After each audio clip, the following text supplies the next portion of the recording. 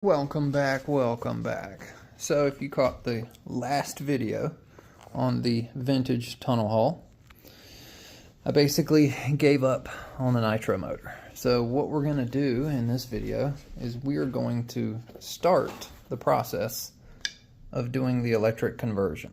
So I'm going to start pulling the servos out, and I'm going to take the 4 bolts off the motor so we can just take this whole unit and set it aside. And then probably it looks like somebody had made this center plywood thing here. Let's turn some light on so you can see that. See, this is all like 1982 to 1985 construction. If you don't know the past of this boat, I actually found it on a job site sitting in the rafters of some guy's garage.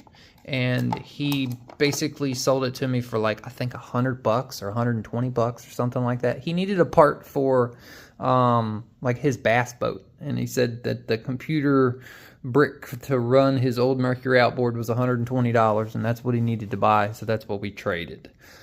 I basically gave him some money to where he could purchase that, and he gave me the boat. So I don't want to ruin the vintage motor or outboard here, so that's why we have a complete another unit. So that's what we're going to do. We'll put this conversion block on here, and then we'll run the boat maybe a dozen times, and then we're going to put the really lightweight version, modern 2025 version of an OS outboard. If you notice, it doesn't have any of the exhaust system that this has. So this is a considerable less weight. Let's go ahead and weigh it. I'm just curious as to what the weight is of this. All right, I've got it strictly in ounces right now. So that's 13 ounces plus the conversion plate is 14 ounces just for that motor. Okay, now let's compare the OS. Wow, 8. Literally half the weight. So this will probably be a really good benefit. This is what I believe is in similar comparison to the baby of this. So this is a 7.5, and they make a 3.5. This is more on the lines of the 3.5. But overall mounting and everything like that, it's all very similar as far as size and setup and all that. But all right, enough of me talking. I'm gonna go ahead, strip all the guts out of this thing, and then we'll jump back into it. So I got the center all ripped out, and it looks like it was just kind of put in there by somebody and glued in there. I don't know if I really need to clean out the excess at the bottom or not. I don't really feel like I need to be too meticulous about, you know, the build on the inside. I'm kind of afraid of cracking 35 to 40-year-old plexiglass or fiberglass. That's kind of why I'm a little concerned about it. But I'm going to go ahead next. We'll pop out these servos and start test fitting stuff. I've never had this lower unit opened, so I think it would behoove me to open it and make sure that there is a liner in it, make sure it's not kinked, make sure nothing's broken, stuff like that. We've got the cavitation plate off here, and as I was working, look, I noticed that it's got a hole in it. So we're gonna have to figure something out as far as cooling. I may just slip a piece of cooling tube over this, or I may just adapt it, because I'm gonna have to adapt the other lower unit. We'll open this up now, and we'll see what the inside of this pipe looks like.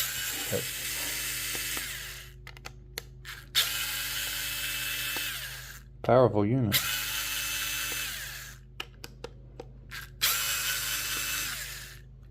Pop apart.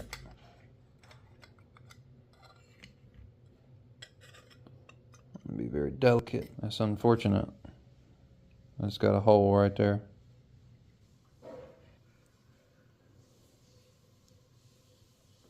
Try not to stab myself with that sharp point. There we go, mate. Yeah. Cool. I'm gonna say that's good. All right, let's take a look at the rest of the lower unit. That looks good. Not bad. Really, the whole inside of this thing looks spectacular. There's like no corrosion or oxidation on the aluminum.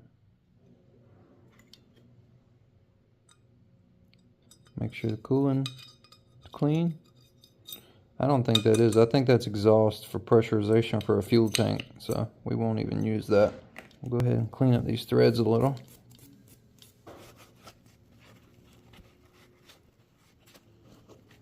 Alright, I'm satisfied with that. Shouldn't be too bad.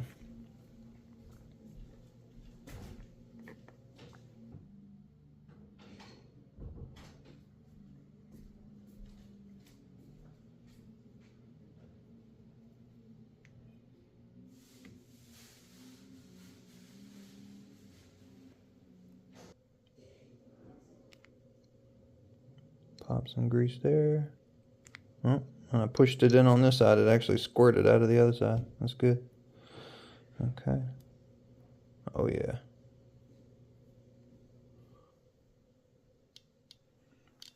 All right, now, just for good measure, let's put a drop of oil. Just let it work into the crack. Yeah. Okay.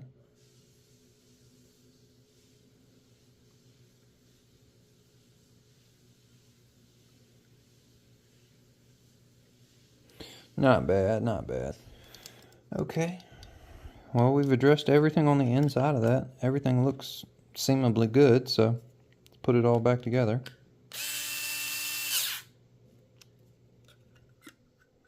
Nothing pinching. Make sure we got movement. Yeah, we got movement. Okay. Now we can go ahead and put all of our screws back in.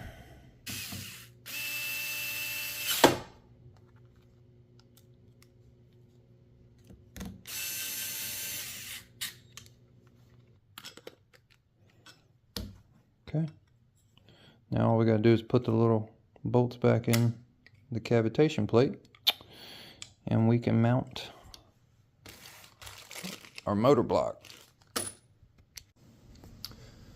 So we've got both outdrives here. I wanted people to understand this. So these have a smaller cable, a 150 cable, and the 7.5 K&B has a 3/16 cable, a 187. So these are your two adapters here. So this is for the K&B 7.5, and this is for the smaller K&B 3.5, or for this OS outdrive. The coupler adapters for the motor to the cable, they're different. So this is a smaller cable, and this is a bigger cable. So you have to have this square drive to adapt to this square end cable to then set the grub screw down on the motor to where it locks down. So our next step is to mount this to this, and it basically is going to sit like so, and we're going to put our motor on top of it. Now I've got the motor coupler on and the adapter plate, and I just ran into a situation that is confusing, so I wanted to show it to you, right? So let's check these bullets. So these bullets are basically 6mm bullets, right? We come over here, these are the ESCs that I'm gonna give myself the option to run. So we've got an RC Boat Bitz, and then we've got a fly color. Both of those are the same ESC. RC Boat Bitz I had cut off earlier. This is from my Spartan about 1.5 years ago. So these have 6.5 females. These fly colors are supposed to come with 6mm bullets, right? So check this out. They're 5.5. Then we come over here to the, what is that, the Spectrum 120? 5.5. Isn't that the craziest stuff you've ever seen? I would have bet money that these were 6mm bullets. So that means I've got to swap these females or swap those males to 5.5s, which is crazy. Come over here. This is a Leopard X2. Let's test it. See? That measures 5.8. So those might be like a 5.5 bullets on it. And then we come over here and measure this. This is the other triple S motor. Those measure 5.96. So these are 6 mil bullets right here. Same as the other. These seem to be different, you know.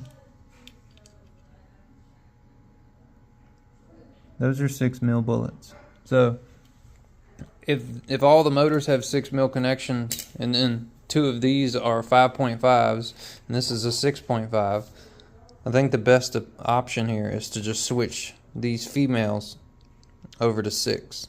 I would have never thought they would have put 5.5s. Those are like new and kind of oddballish. But yeah, kind of crazy. Just thought I'd share that. Now my next dilemma is that I just learned that the motor shaft is too long. So you can see the little bit right there of the square? So I need to grind that off because the depth that this goes down, and I actually thought it was the cable bottoming out, so I grounded just a little off the cable. But when you go down on this, on the motor, it leaves this with like an air gap. So it's basically like that much of a gap, and it sits there and rocks. So we can't have that. I need to put it back together and measure it with a micrometer so I know exactly how much distance to grind off my shaft. Got the little tip there.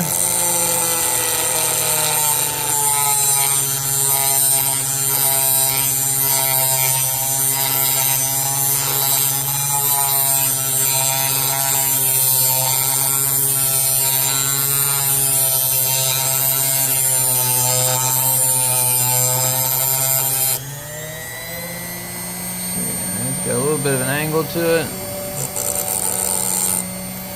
Flip it around this way.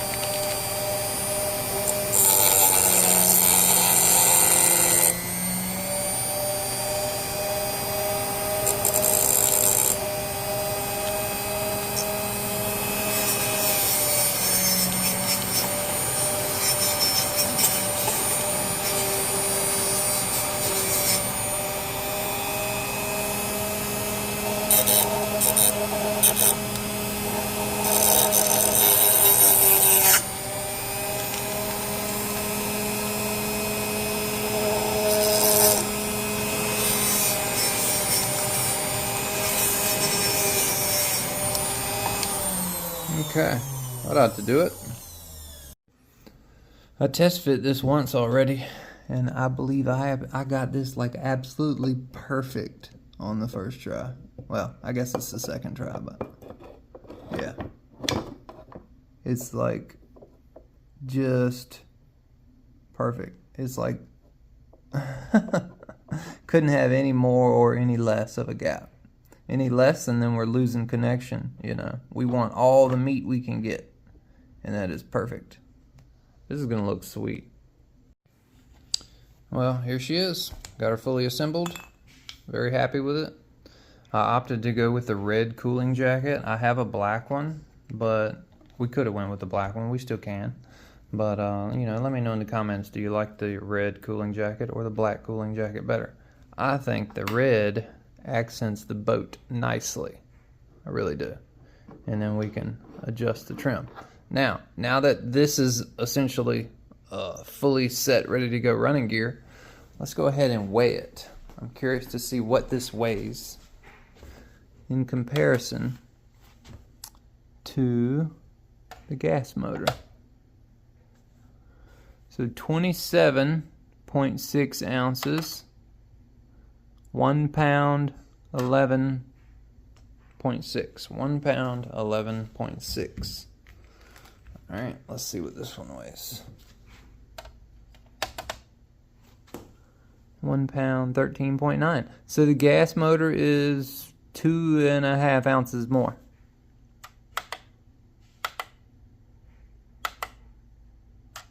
$30 ounces.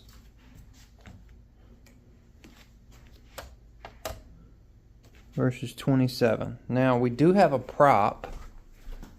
We do have a prop on there, so let's do just a small prop because I think that's an aluminum prop on there with a nut. Yeah, not much of a weight difference. Okay, so we save 2.5 ounces. 2.5 ounces. Remember, the whole entire boat ready to go, fully outfitted, was 8 pounds. So I'm eager to see what the end result is as far as what this will be once we put a battery in the boat and an ESC and stuff like that. Very cool. Okay, well, let's see, does that, oh yeah, I can feel the doot doot doot of the motor. The doot doot doot doot doot doot doot. Spins nice and free, which is really nice. So, let's do a quick comparison here. Let's see which one of these ESCs weigh. Okay. Fly Color 150 is 6.5 ounces without any leads on it.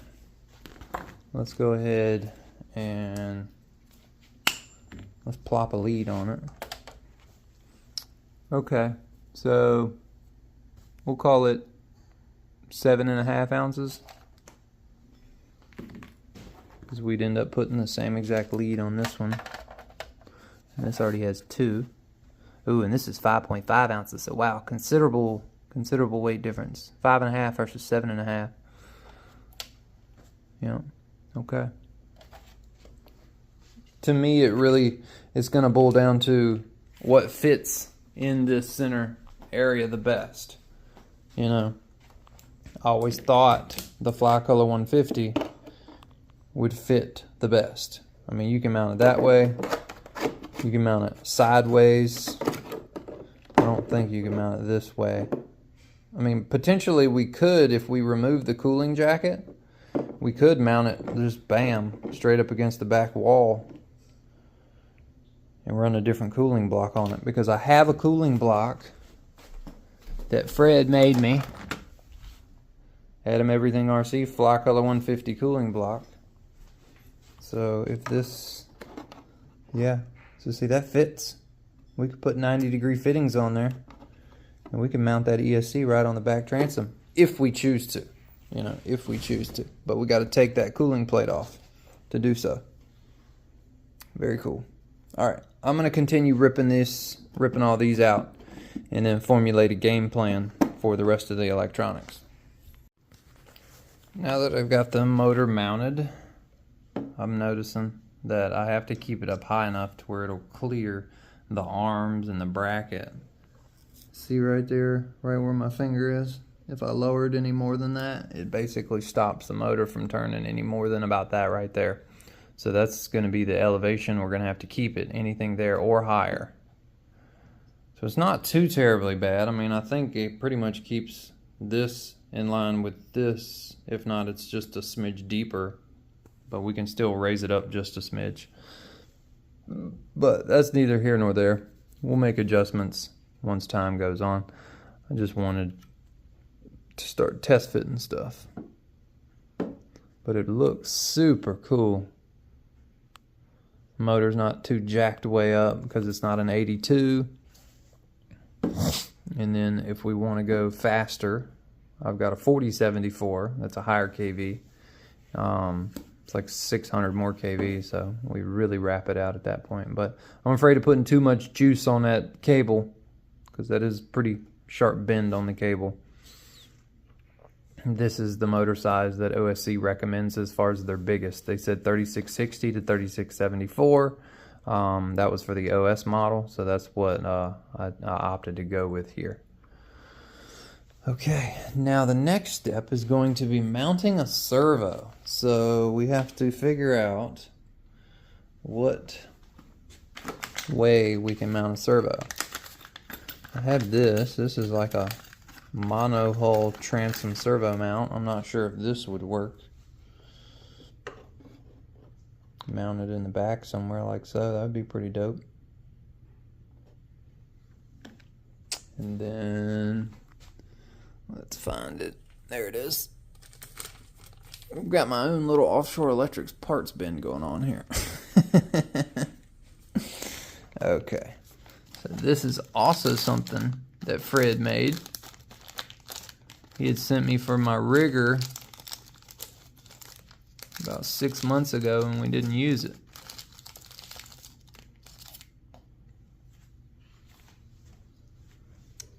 We could epoxy this in maybe, butt it against the back, or we could, oh look at that, I like that. That'd be pretty dope. You have that sitting there like so and have a servo nice and close to it. Give you some really good, you know, really good action, less likelihood of anything bending. I'd say that'd be pretty good. Because this way, as it pulls the motor, it's pulling against the back of the transom. So gluing it, you know, with epoxy or whatever, it's just going to sit there and hold it. And it's going to be pulling against it. Not like over here where it's constantly trying to like pry it off. And this way it gives you a pretty even keel. I don't know, but I'll get a servo, we'll put it in there and I'll see what we can make happen. So here's the servo we're going to use. We're going to use the same exact servo horn that we had on the previous setup with the gas motor. We're going to put it right here. We're going to line those up and they're probably going to sit low like so. That way we can still put our plexiglass lid on. The wire wouldn't be in the way at that point. But I've got these little connectors here for our servo rod. And then what we'll do is we'll drill this hole out bigger, and then it'll basically just go through both of them. We'll have to elevate it to the right level and glue it there with some epoxy, but I think we'll put it like right here on this side, and we'll be good, you know. I think we'll be good. And then basically the rod's just gonna go like so. I thought about using the cable, but the servo is kind of already hooked up for the rod. And I mean, we could use the cable, but I don't know, you know. I think we're just as fine, just as well to use the rod. I don't really know. Don't really know. 6 to 1, half a dozen to the other, you know. But yeah, I'm still kind of going back and forth on the cable when I start thinking about trimming and adjustments and stuff like that. But I'm going to go ahead, get some epoxy, we'll glue this thing in, and then we'll start fitment of the ESC. So I went ahead and took the motor off, and I got the servo glued on. Let's see, right there. We're underneath the lid, which is the plan, that way, you know, put a plexiglass sheet over top of it. So we gotta let the 30-minute epoxy do its job, and then we'll start back at it. It's now the next day, and the servo is completely mounted in, nice and rigid. I think I can literally lift the boat up by it. She's so locked in. We got her glued down a little bit on the side and all the way in the back. Now, I've been back and forth on which ESC to run. We're kind of forced to go with the Fly Color 150 style, right? Because the length of the wires get me pretty far. This one here, they're short, but the cooling nipples are the dilemma there, right? And if we turn it this way, it's still a dilemma because the wires aren't long enough. So we got to scratch that ordeal.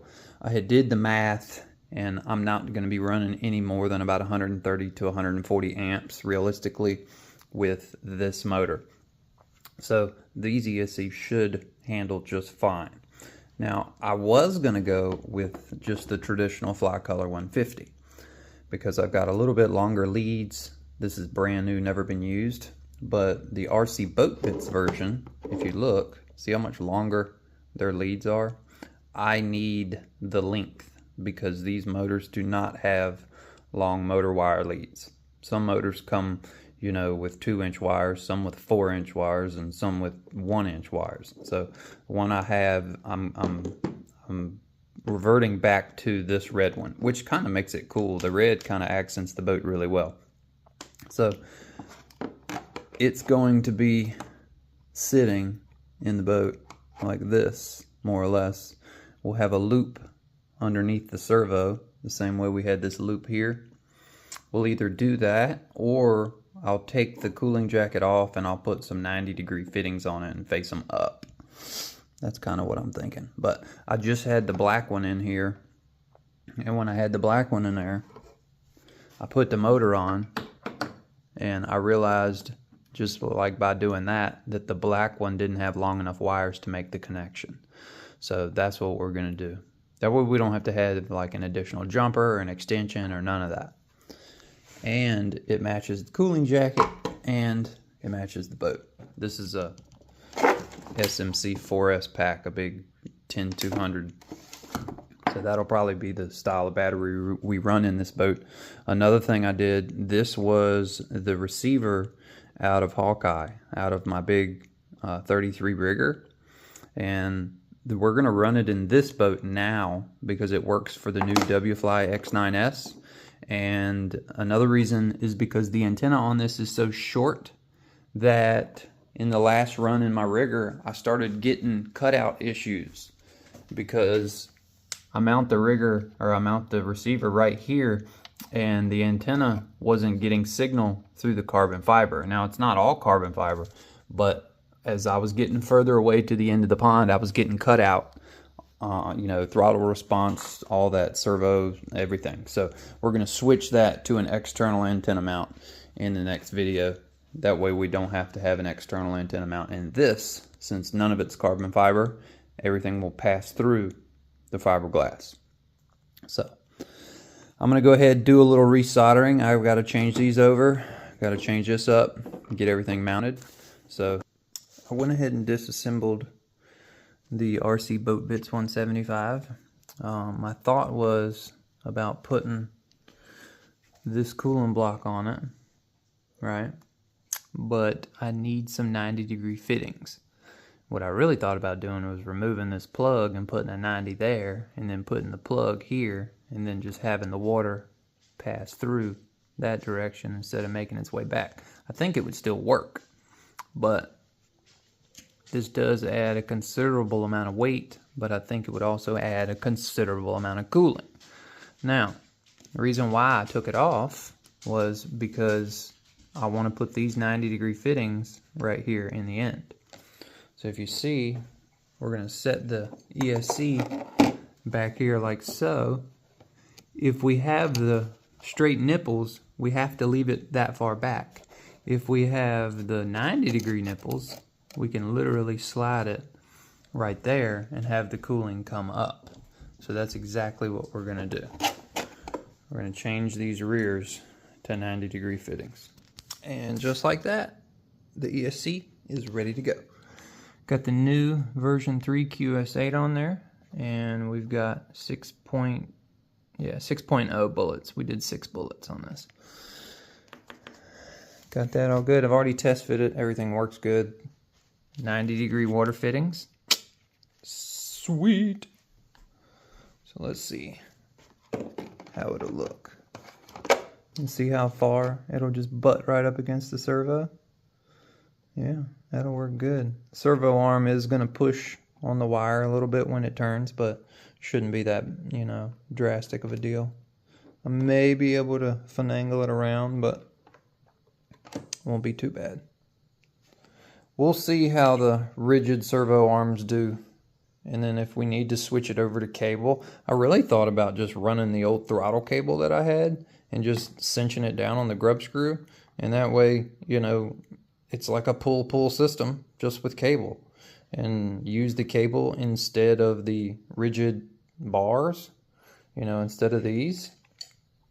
That way when we go to adjust trim, it still wouldn't affect it. But I'm still going to use this for starts, and then we'll see what happens. So now that we've got an ESC, everything is functional. I'm going to go ahead and bolt the motor onto it and get the receiver mounted. And then I'm going to put it all together, and we'll see what it looks like. Now we're working on cooling, and I ran into a snag. So this would be the ideal fitting, but this is for exhaust pressurization when it's nitro. This right here is what we need for our cooling, right? Well, most of our cooling is like 4mm inside diameter, or it's like 9/32. So if we compare these two, we've got a small one here on the right and a big one here on the left. Well, all of the other nipples are going to be the large cooling line. But if we try to put the large cooling line on here, it's got way too much play and literally just pops off. Now we could use the small cooling line, which still kind of fits somewhat loose, but enough to where I can put a zip tie on it, right? But we're restricted by this, and this is literally all I have. I don't have any more length of really small diameter hose. And we could just run this like this and just put it on there, and we could do that. But started thinking, I said, well, what if I put an inline in this and adapt it over and make a short run? And then I don't have an inline. So I was like, well, I do have the nipples that I just took out of that other ESC. And I took the liberty of taking the drill bit to it. It was a 9/64 drill bit.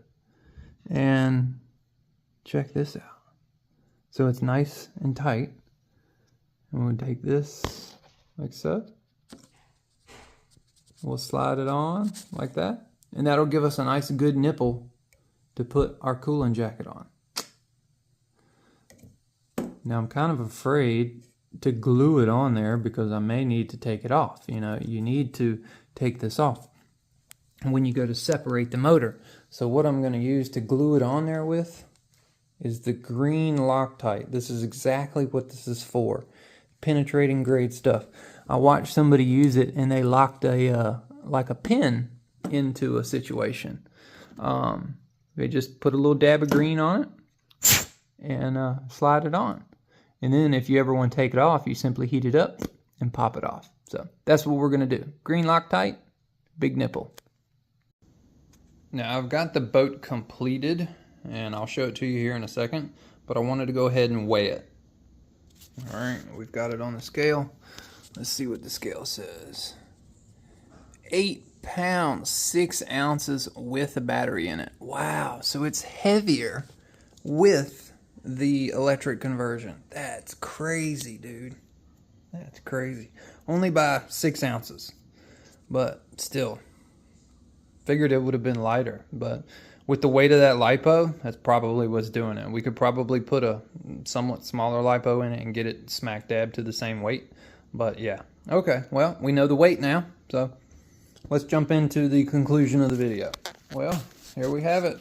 It's been 30 minutes for y'all, but we finally come to a complete conclusion. I was going to make 2 videos out of this, but I'll just put it all in one. So hopefully y'all make it to the end of the video, because this turned out exceptionally clean. I'm very, very pleased with what I ended up doing. I decided, against my better judgment, to go with the cable pull, because that will allow me the ability to manipulate the trim up and down and the motor up and down without the solid rigid pieces being there. Got this little piece here that holds my discharge. There is the water right here. Let's see if I can get it to focus. But yeah, that ended up doing really nice. And then we're gonna fill it from the bottom to where it fills the can all the way up with water. Then it's going to exit the motor. We'll pop this off, I'll show you. Comes out of the motor, goes down, move the wires out of the way, into the ESC, through the front, through the loop, back out, and then exit. So we will be able to see water cooling. Now, as far as the motor wires, hopefully I can get some memory in them, because they naturally want to sit like this, but they need to sit like this, and I don't really know a way to get them to stay stationary. They're not going to come in contact with the servo horn, which it doesn't matter. You see the cables, I cut them so close that they'll never, this one right here I might need to grind, but I don't know if the cable is going to work good or not, you know, is the reason why. So I needed to leave it to where I could change it if need be. But this was the old throttle cable that I had from the original motor. So we're still keeping it parts of the original, you know. And then I just put some nitro fuel line over top of that. I'll show you here. It turns. Does really well. I tried to keep them pretty taut with one another because I noticed like if I put too much pressure on it, it loaded the servo up and it started bowing back there on the transom. So I didn't want to put too much tension on them, but they're pretty taut right now. It looks looser than it is because of that. But then I had some leftover stuff here to when we put the lid on. I think I had it somewhere on the floor here. I gotta clean up so bad, but this was the last project before I started to majorly clean.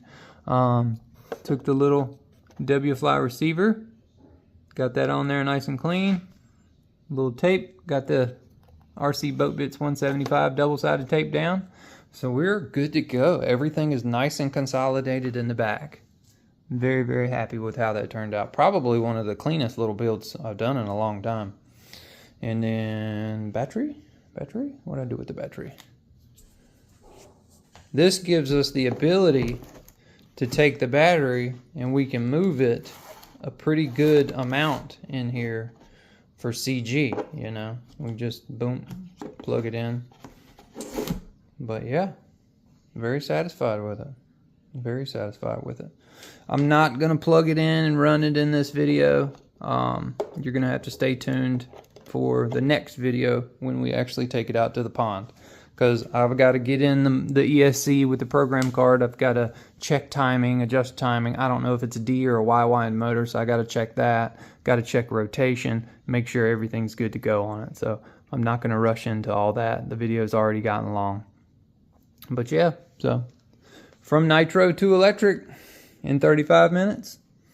More like 5 hours for me, but but yeah, it turned out really good. I'm really happy with it. We'll just pop this back on it. I'll show you. Yeah, that's good. I still got to figure out how I'm going to keep the cowl down. I don't know if I want to do screws or if I want to do some sort of hatch lock system. I do have these right here. So these are some Pro Boat hatch locks. I could do something like that. Just haven't really gotten to that point yet. But I need to get a piece to where I can cover all this. And we have to make sure the battery stays stationary. So I haven't decided whether I would just want to do jam foam on top of it and then put the lid on it and have it hold it stationary that way. Or like glue some sort of strap, which I don't think I need to glue a strap in. I think jam foam and a lid that we screw down will be good. And I don't think I'm going to be able to make it 100% waterproof because the back is going to be open and I can only bring the back plate back to about this far. So what I was thinking about doing is making like an L piece where it comes back to this far and then it goes down and just kind of sits on top of the ESC in some form or fashion. And then I can put some foam. I've got some really soft black foam. Let me see if I can find a piece of it. Yeah, so this foam here.